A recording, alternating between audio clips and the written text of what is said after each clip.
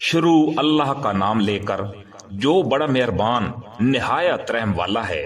یہ ایک صورت ہے جو ہم نے نازل کی ہے اور جس کے احکام کو ہم نے فرض کیا ہے، اور اس میں کھلی کھلی آیاتیں نازل کی ہیں تاکہ تم نصیحت حاصل کرو۔ زنا کرنے والی عورت اور زنا کرنے والے مرد دونوں کو 100 کوڑے لگاؤ، اور اگر تم اللہ اور یوم آخرت پر ایمان رکھتے ہو تو اللہ کے دین کے معاملے میں ان پر ترس کھانے کا کوئی جذبہ تم پر غالب نہ آئے، اور یہ بھی چاہیے کہ مومنوں کا ایک مجمع ان کی سزا کو کھلی آنکھوں دیکھ رہا ہو۔ زانی مرد نکاح کرتا ہے تو زناکار یا مشرک عورت ہی سے نکاح کرتا ہے، اور زناکار عورت سے اگر نکاح کرتا ہے تو وہی مرد جو خود زانی ہو یا مشرک ہو، اور یہ بات مومنوں کے لیے حرام کر دی گئی ہے۔ اور جو لوگ پاک دامن عورتوں پر تہمت لگائیں پھر 4 گواہ پیش نہ کر سکیں تو ان کو 80 کوڑے لگاؤ، اور ان کی گواہی کبھی قبول نہ کرو، اور وہ خود فاسق ہیں۔ ہاں، جو لوگ اس کے بعد توبہ کر لیں اور اپنی اصلاح کر لیں تو اللہ بہت بخشنے والا بڑا مہربان ہے۔ اور جو لوگ اپنی بیویوں پر تہمت لگائیں اور خود اپنے سوا ان کے پاس کوئی اور گواہ نہ ہو تو ایسے شخص کو جو گواہی دینی ہوگی وہ یہ ہے کہ وہ 4 مرتبہ اللہ کی قسم کھا کر یہ بیان دے کہ وہ بیوی پر لگائے ہوئے الزام میں یقیناً سچا ہے، اور 5ویں مرتبہ یہ کہے کہ اگر میں اپنے الزام میں جھوٹا ہوتا ہوں تو مجھ پر اللہ کی لعنت ہو۔ اور عورت سے زنا کی سزا دور کرنے کا راستہ یہ ہے کہ وہ 4 مرتبہ اللہ کی قسم کھا کر یہ گواہی دے کہ اس کا شوہر اس الزام میں جھوٹا ہے، اور 5ویں مرتبہ یہ کہے کہ اگر وہ سچا ہو تو مجھ پر اللہ کا غضب نازل ہو۔ اور اگر تم پر اللہ کا فضل اور اس کی رحمت نہ ہوتی اور یہ بات نہ ہوتی کہ اللہ کثرت سے توبہ قبول کرنے والا حکمت والا ہے تو خود سوچ لو کہ تمہارا کیا بنتا۔ یقین جانو کہ جو لوگ یہ جھوٹی تہمت گھڑ کر لائے ہیں وہ تمہارے اندر ہی کا ایک ٹولہ ہے۔ تم اس بات کو اپنے لیے برا نہ سمجھو بلکہ یہ تمہارے لیے بہتر ہی بہتر ہے۔ ان لوگوں میں سے ہر ایک کے حصے میں اپنے کیے کا گناہ آیا ہے، اور ان میں سے جس شخص نے اس بہتان کا بڑا حصہ اپنے سر لیا ہے اس کے لیے تو زبردست عذاب ہے۔ جس وقت تم لوگوں نے یہ بات سنی تھی تو ایسا کیوں نہیں ہوا کہ مومن مرد بھی اور مومن عورتیں بھی اپنے بارے میں نیک گمان رکھتے اور کہہ دیتے کہ یہ کھلم کھلا جھوٹ ہے؟ وہ بہتان لگانے والے اس بات پر 4 گواہ کیوں نہیں لے آئے؟ اب جب کہ وہ گواہ نہیں لائے تو اللہ کے نزدیک وہی جھوٹے ہیں، اور اگر تم پر اللہ اور آخرت میں اللہ کا فضل اور اس کی رحمت نہ ہوتی تو جن باتوں میں تم پڑ گئے تھے ان کی وجہ سے تم پر اس وقت سخت عذاب آ پڑتا جب تم اپنی زبانوں سے اس بات کو ایک دوسرے سے نقل کر رہے تھے اور اپنے منہ سے وہ بات کہہ رہے تھے جس کا تمہیں کوئی علم نہیں تھا، اور تم اس بات کو معمولی سمجھ رہے تھے، حالانکہ اللہ کے نزدیک وہ بڑی سنگین بات تھی۔ اور جس وقت تم نے یہ بات سنی تھی اسی وقت تم نے یہ کیوں نہیں کہا کہ ہمیں کوئی حق نہیں پہنچتا کہ ہم یہ بات منہ سے نکالیں؟ یا اللہ، آپ کی ذات ہر عیب سے پاک ہے، یہ تو بہت زبردست بہتان ہے۔ اللہ تمہیں نصیحت کرتا ہے، اور پھر کبھی ایسا نہ کرنا اگر واقعی تم مومن ہو، اور اللہ تمہارے سامنے ہدایت کی باتیں صاف صاف بیان کر رہا ہے، اور اللہ علم کا بھی مالک ہے، حکمت کا بھی مالک۔ یاد رکھو کہ جو لوگ یہ چاہتے ہیں کہ ایمان والوں میں بے حیائی پھیلے ان کے لیے دنیا اور آخرت میں دردناک عذاب ہے، اور اللہ جانتا ہے اور تم نہیں جانتے۔ اور اگر یہ بات نہ ہوتی کہ اللہ کا فضل اور اس کی رحمت تمہارے شامل حال ہے اور اللہ بڑا شفیق بڑا مہربان ہے تو تم کبھی بچ نہ سکتے۔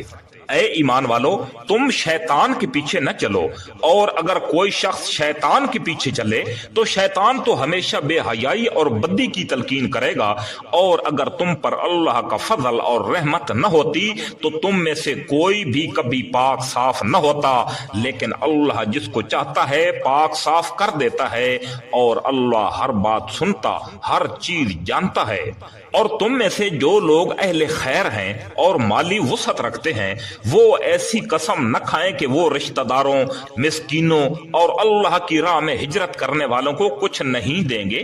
اور انہیں چاہیے کہ معافی اور درگزر سے کام کریں۔ کیا تمہیں یہ پسند نہیں ہے کہ اللہ تمہاری خطائیں بخش دے، اور اللہ بہت بخشنے والا بڑا مہربان ہے۔ یاد رکھو کہ جو لوگ پاک دامن بھولی بھالی مسلمان عورتوں پر تہمت لگاتے ہیں ان پر دنیا اور آخرت میں پھٹکار پڑ چکی ہے، اور ان کو اس دن زبردست عذاب ہوگا جس دن خود ان کی زبانیں، ان کے ہاتھ اور ان کے پاؤں ان کے خلاف اس کرتوت کی گواہی دیں گے جو کچھ وہ کرتے رہے ہیں۔ اس دن اللہ ان کو وہ بدلہ پورا پورا دے گا جس کے وہ مستحق ہیں، اور ان کو پتہ چل جائے گا کہ اللہ ہی حق ہے اور وہی ساری بات کھول دینے والا ہے۔ گندی عورتیں گندے مردوں کے لائق ہیں، اور گندے مرد گندی عورتوں کے لائق، اور پاک باز عورتیں پاک باز مردوں کے لیے ہیں، اور پاک باز مرد پاک باز عورتوں کے لیے ہیں۔ یہ پاک باز مرد اور عورتیں ان باتوں سے بالکل مبرہ ہیں جو یہ لوگ بنا رہے ہیں۔ ان پاک بازوں کے حصے میں تو مغفرت اور باعزت رزق ہے۔ اے ایمان والو اپنے گھروں کے علاوہ دوسروں کے گھروں میں اس وقت تک داخل نہ ہوا کرو جب تک اجازت نہ مل جائے، اور ان میں بسنے والوں کو سلام نہ کر لو، یہی طریقہ تمہارے لیے بہتر ہے، امید ہے کہ تم خیال رکھو گے۔ اور اگر تم ان گھروں میں کسی کو نہ پاؤ تب بھی ان میں اس وقت تک داخل نہ ہو جب تک تمہیں اجازت نہ دے دی جائے، اور اگر تم سے کہا جائے کہ واپس چلے جاؤ تو واپس چلے جاؤ، یہی تمہارے لیے پاکیزہ ترین طریقہ ہے۔ اور تم جو عمل بھی کرتے ہو اللہ کو اس کا پورا پورا علم ہے۔ تمہارے لیے اس میں کوئی گناہ نہیں ہے کہ تم ایسے گھروں میں اجازت کے بغیر داخل ہو جاؤ جس میں کوئی رہتا نہ ہو اور ان سے تمہیں فائدہ اٹھانے کا حق ہو، اور تم جو کام اعلانیہ کرتے ہو اور جو چھپ کر کرتے ہو اللہ ان سب کو جانتا ہے۔ مومن مردوں سے کہہ دو کہ وہ اپنی نگاہیں نیچی رکھیں اور اپنی شرمگاہوں کی حفاظت کریں، یہی ان کے لیے پاکیزہ ترین طریقہ ہے۔ وہ جو کارروائیاں کرتے ہیں اللہ ان سب سے پوری طرح باخبر ہے۔ اور مومن عورتوں سے کہہ دو کہ وہ اپنی نگاہیں نیچی رکھیں اور اپنی شرمگاہوں کی حفاظت کریں، اور اپنی سجاوٹ کو کسی پر ظاہر نہ کریں سوائے اس کے جو خود ہی ظاہر ہو جائے، اور اپنی اوڑھنیوں کے آنچل اپنے گریبانوں پر ڈال لیا کریں، اور اپنی سجاوٹ اور کسی پر ظاہر نہ کریں سوائے اپنے شوہروں کے، یا اپنے باپ، یا اپنے شوہروں کے باپ، یا اپنے بیٹوں، یا اپنے شوہروں کے بیٹوں، یا اپنے بھائیوں، یا اپنے بھائیوں کے بیٹوں، یا اپنی بہنوں کے بیٹوں کے، یا اپنی عورتوں کے، یا ان کے جو اپنے ہاتھوں کی ملکیت میں ہیں، یا ان خدمت گزاروں کے جن کے دل میں کوئی جنسی تقاضا نہیں ہوتا، یا ان بچوں کے جو ابھی عورتوں کے چھپے ہوئے حصوں سے آشنا نہیں ہوئے۔ اور مسلمان عورتوں کو چاہیے کہ وہ اپنے پاؤں زمین پر اس طرح نہ ماریں کہ انہوں نے جو زینت چھپا رکھی ہے وہ معلوم ہو جائے۔ اور اے مومنو تم سب اللہ کے سامنے توبہ کرو تاکہ تمہیں فلاح نصیب ہو۔ تم میں سے جن مردوں یا عورتوں کا اس وقت نکاح نہ ہو ان کا بھی نکاح کراؤ، اور تمہارے غلاموں اور باندیوں میں سے جو نکاح کے قابل ہوں ان کا بھی، اگر وہ تنگ دست ہوں تو اللہ اپنے فضل سے انہیں بے نیاز کر دے گا، اور اللہ بہت وسعت والا ہے، سب کچھ جانتا ہے۔ اور جن لوگوں کو نکاح کے مواقع میسر نہ ہوں وہ پاک دامنی کے ساتھ رہیں یہاں تک کہ اللہ اپنے فضل سے انہیں بے نیاز کر دے، اور تمہاری ملکیت کے تمام غلام باندیوں میں سے جو مکاتبت کا معاہدہ کرنا چاہیں، یعنی غلام یا باندیاں ایک طے شدہ رقم اپنے آقا کو دے کر آزادی کا معاہدہ کرنا چاہیں، اگر ان میں بھلائی دیکھو تو ان سے مکاتبت کا معاہدہ کر لیا کرو۔ اور مسلمانوں اللہ نے تمہیں जो माल दे रखा है उसमें से अपने गुलाम बांदियों को भी दिया करो, और अपनी बांदियों को दुनियावी जिंदगी का साजो सामान हासिल करने के लिए बदकारी पर मजबूर न करो, जबकि वो पाक दामनी चाहती हो। और जो कोई उन्हें मजबूर करेगा तो उनको मजबूर करने के बाद अल्लाह उन बांदियों को बहुत बख्शने वाला बड़ा मेहरबान है। और हमने वो आयतें भी उतार कर तुम तक पहुंचा दी हैं जो हर बात को वाज़े करने वाली हैं, और वो नसीहत भी जो अल्लाह से डरने वालों के लिए कारामद है। अल्लाह तमाम आसमानों और जमीन का नूर है। उसके नूर की मिसाल कुछ यूं है जैसे एक ताक हो जिसमें चिराग रखा हो, चिराग एक शीशे में हो, शीशा ऐसा हो जैसे एक सितारा मोती की तरह चमकता हुआ, वो चिराग ऐसे बरकत वाले दरख्त यानी जैतून से रोशन किया जाए जो ना सिर्फ मशरकी हो ना सिर्फ मगरबी, ऐसा लगता हो कि इसका तेल खुद ही रोशनी देगा चाहे उसे आग ना भी लगे। नूर बालाए नूर, अल्लाह अपने नूर तक जिसे चाहता है पहुंचा देता है, और अल्लाह लोगों के फायदे के लिए मिसालें बयान करता है, और अल्लाह हर चीज को खूब जानने वाला है। जिन घरों के बारे में अल्लाह ने ये हुक्म दिया है कि उनको बुलंद मकाम दिया जाए और उनमें उसका नाम लेकर जिक्र किया जाए, उनमें सुबह शाम वो लोग तस्बीह करते हैं जिन्हें कोई तिजारत या कोई खरीदो फरोख्त ना अल्लाह की याद से गाफिल करती है, ना नमाज कायम करने से और ना ज़कात देने से। वो उस दिन से डरते रहते हैं जिसमें दिल और निगाहें उलट पुलट कर रह जाएंगी। नतीजा ये है कि अल्लाह उन लोगों को उनके आमाल का बेहतरीन बदला देगा और अपने फजल से मजीद कुछ और भी देगा, और अल्लाह जिसको चाहता है बेहिसाब देता है। और दूसरी तरफ जिन लोगों ने कुफर अपना लिया है उनके आमाल की मिसाल ऐसी है जैसे एक चटियल सहरा में एक शराब हो, यानी चमकती हुई रेत हो जिससे प्यासा आदमी पानी समझ बैठा है, यहाँ तक कि जब उसके पास पहुंचता है तो मालूम होता है कि वो कुछ भी नहीं था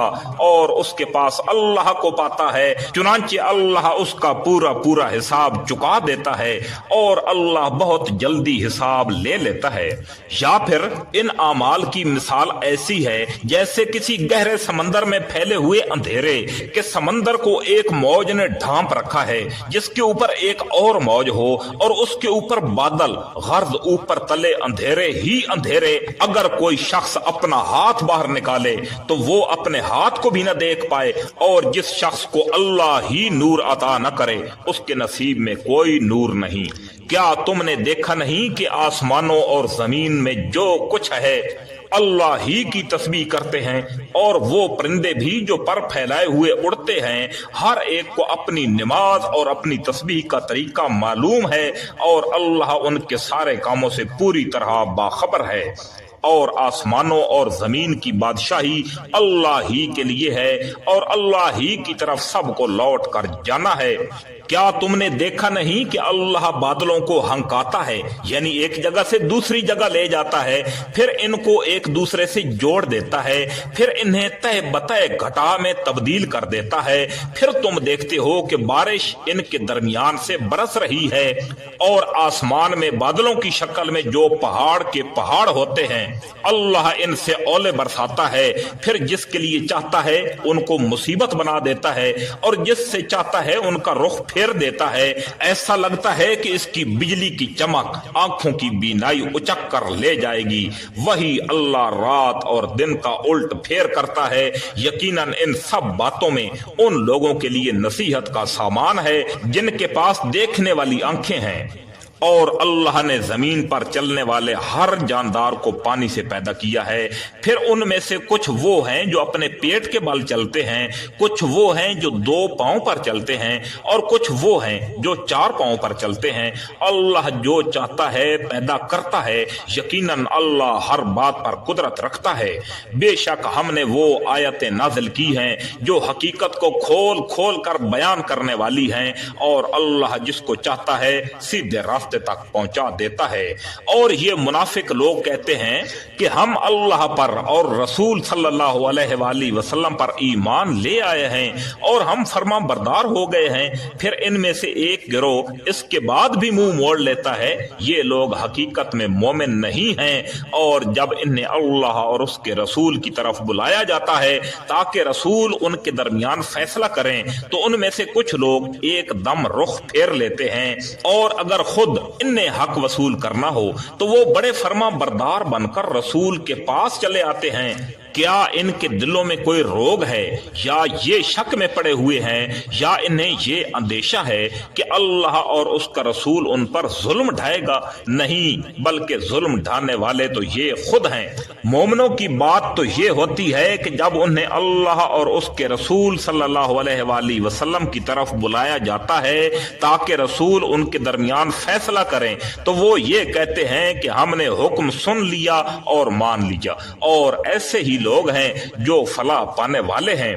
اور جو لوگ اللہ اور اس کے رسول کی فرما برداری کریں، اللہ سے ڈریں اور اس کی نافرمانی سے بچیں تو وہی لوگ کامیاب ہونے والے ہیں۔ اور یہ منافق لوگ بڑے زوروں سے اللہ کی قسمیں کھاتے ہیں کہ اگر اے پیغمبر صلی اللہ علیہ وآلہ وسلم تم انہیں حکم دو گے تو یہ نکل کھڑے ہوں گے۔ ان سے کہو کہ یہ قسمیں نہ کھاؤ، تمہاری فرما برداری کا سب کو علم ہے، یقین جانو کہ تم جو کچھ کرتے ہو اللہ اس سے پوری طرح باخبر ہے۔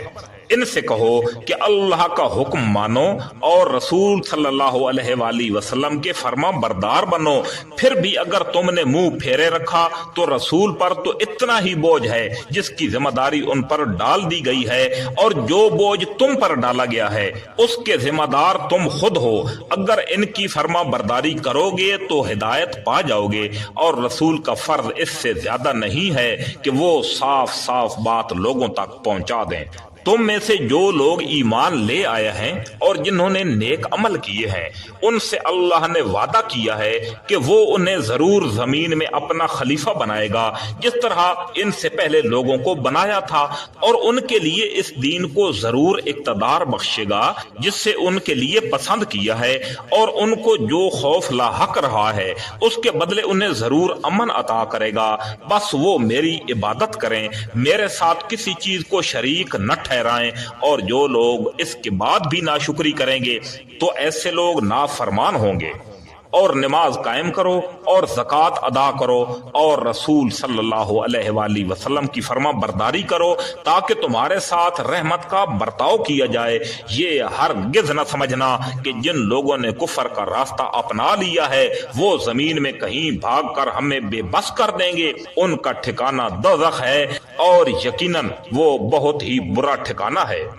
اے ایمان والو، جو غلام لونڈیاں تمہاری ملکیت میں ہیں اور تم میں سے جو بچے ابھی بلوغت تک نہیں پہنچے ان کو چاہیے کہ وہ 3 اوقات میں تمہارے پاس آنے کے لیے تم سے اجازت لیا کریں، نماز فجر سے پہلے، اور جب تم دوپہر کے وقت اپنے کپڑے اتار کر رکھ دیتے ہو، اور نماز عشاء کے بعد۔ یہ 3 وقت تمہارے پردے کے اوقات ہیں۔ ان اوقات کے علاوہ نہ تم پر کوئی تنگی ہے نہ ان پر، ان کا بھی تمہارے پاس آنا جانا لگا رہتا ہے، تمہارا بھی ایک دوسرے کے پاس۔ اللہ اسی طرح آیتوں کو تمہارے سامنے کھول کھول کر بیان کرتا ہے، اور اللہ علم کا بھی مالک ہے، حکمت کا بھی مالک۔ اور جب تمہارے بچے بلوغت کو پہنچ جائیں تو وہ بھی اسی طرح اجازت لیا کریں جیسے ان سے پہلے بالغ ہونے والے اجازت لیتے رہے ہیں۔ اللہ اسی طرح اپنی آیتیں کھول کھول کر تمہارے سامنے بیان کرتا ہے، اور اللہ علم کا بھی مالک ہے،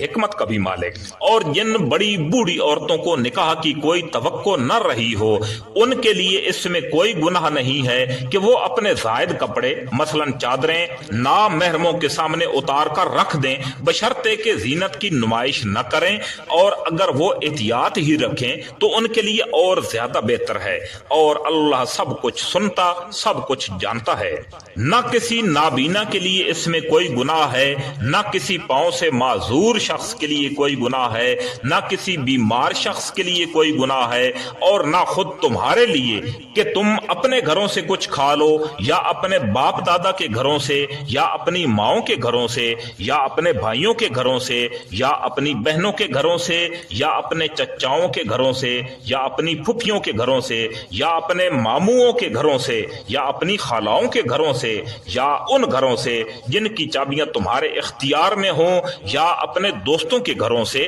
اس میں بھی تمہارے لیے کوئی گناہ نہیں ہے کہ سب مل کر کھاؤ یا الگ الگ کھاؤ۔ چنانچہ جب تم گھروں میں داخل ہو تو اپنے لوگوں کو سلام کیا کرو، اور یہ ملاقات کی وہ بابرکت پاکیزہ دعا ہے جو اللہ کی طرف سے آئی ہے۔ اللہ اسی طرح آیتوں کو تمہارے سامنے کھول کھول کر بیان کرتا ہے تاکہ تم سمجھ جاؤ۔ مومن تو وہ لوگ ہیں جو اللہ اور اس کے رسول کو دل سے مانتے ہیں، اور جب رسول صلی اللہ علیہ وآلہ وسلم کے ساتھ کسی اجتماعی کام میں شریک ہوتے ہیں تو ان سے اجازت لیے بغیر کہیں نہیں جاتے۔ اے پیغمبر صلی اللہ علیہ وآلہ وسلم، جو لوگ تم سے اجازت لیتے ہیں یہی وہ لوگ ہیں جو اللہ اور اس کے رسول کو دل سے مانتے ہیں۔ چنانچہ جب وہ اپنے کسی کام کے لیے تم سے اجازت مانگیں تو ان میں سے جن کو چاہو اجازت دے دیا کرو، اور ان کے لیے اللہ سے مغفرت کی دعا کیا کرو، چنانچہ اللہ بہت بخشنے والا بڑا مہربان ہے۔